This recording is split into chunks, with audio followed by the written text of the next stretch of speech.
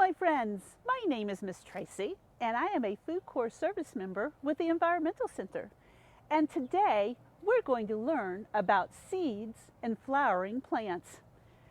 And Dr. Suess's Cat in the Hat is going to help us with that. Our title of our book is Oh Say, Can You Seed? I'm the Cat in the Hat, and I think that you need to come take a look at this thing called a seed. From the giant gum tree to this very small weed, every flowering plant started out as a seed. Plants are so useful to me and to you. Can you think of the ways? I will name you a few. The paper for books and the cloth for your pants come from trees and from cotton. That's two kinds of plants. The grains and the fruits and the veggies you eat, why, they come from plants too. And here's something neat. In deserts and woods and rainforests thick grow plants that can make you feel well when you're sick. Yes, plants serve us well and fill so many needs.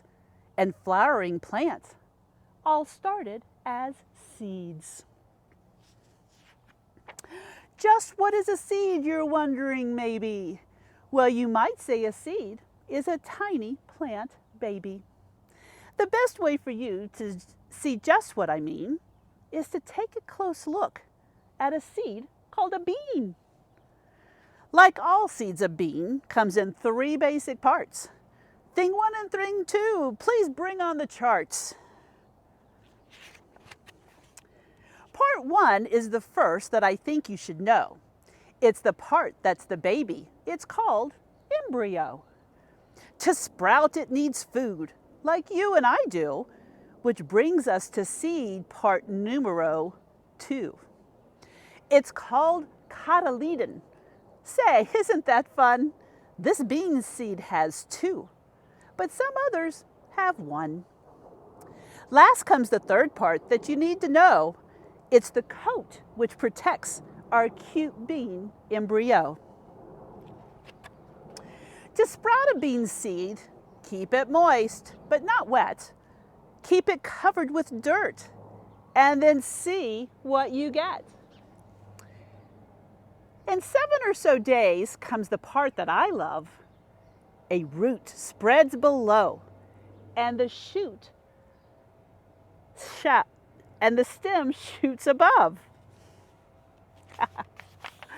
Now, in order to show a grown bean plant to you, we've traveled in time for some months, maybe 2.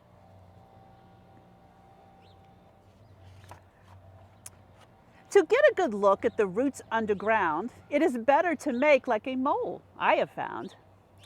Roots are not pretty. They're twisty and hairy, and some roots look even a little bit scary.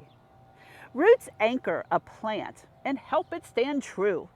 Roots suck up the water and minerals too. And roots keep the soil from just washing away. That's pretty important now, wouldn't you say? We've talked about roots and we've learned about them. Now it is time we moved on to the stem. The stem is a pipe through which water shoots. It's absorbed from the soil and passed up through the roots. It shoots through the plant, and next, as you'll see, the leaves each turn into a food factory.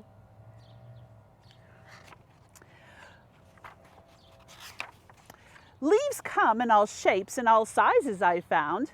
Some small, some spiky, some big, and some round. But the thing that all leaves have in common is this. They make their own food from photosynthesis. I'll say this quite loudly. I don't mean to be rude, but plants are the only living things on Earth that make their own food. To do this, plants need water, minerals, and sun, and that's why the daytime's when food making's done. For your information, and also for fun, hop in my shrink-upper and let's see how it's done. The leaf takes in CO2 through a stoma or pore. It works like a mouth, and that's what it's for. Then the air gets mixed in with the water and sun, and that's how the food-making factory is run. I see by my clock that now is the hour to drop in and say hello to the flower. Thing 2 has a chart. He will share it with you that shows what the parts of a flower all do. In the pistils or ovules, they're unfertilized seeds. The stamen holds pollen, which an ovule needs. An unfertilized ovule will never ever grow, and pollen's the stuff that will fix that, you know. A flower's own pollen, or another's okay. That's where the bees play a role, by the way. To make honey, bees need to get nectar from flowers. They fly and they gather this sweet stuff for hours. The pollen sticks onto their bodies and legs. It falls off and sometimes it reaches the eggs. An ovule that's fertilized becomes a seed and it grows fruit upon which we feed. When we say the word fruit, do you know what that means? It means olives, nuts, grains, plantains, tangerines, and apples and oranges and pineapples too. All kinds of plant foods that are healthy for you. Not all plants with seeds give us edible fruit. Some plants have seeds that look weird or look cute. Burr seeds are hitchhikers that ride on your clothes. And dandelion seeds sometimes fly up your nose. Some seeds come in pods that explode like a sneeze. Other seeds may have wings and can fly on the breeze. But whether they stick or they blow or they fly, seeds bring us life. And now you know why. I see the sun setting and here comes the moon. Your mother is calling, your dinner is soon. I hope you have learned from my little seed talk. And now I will climb up this giant beanstalk. Thank you, my friends, for being with us today.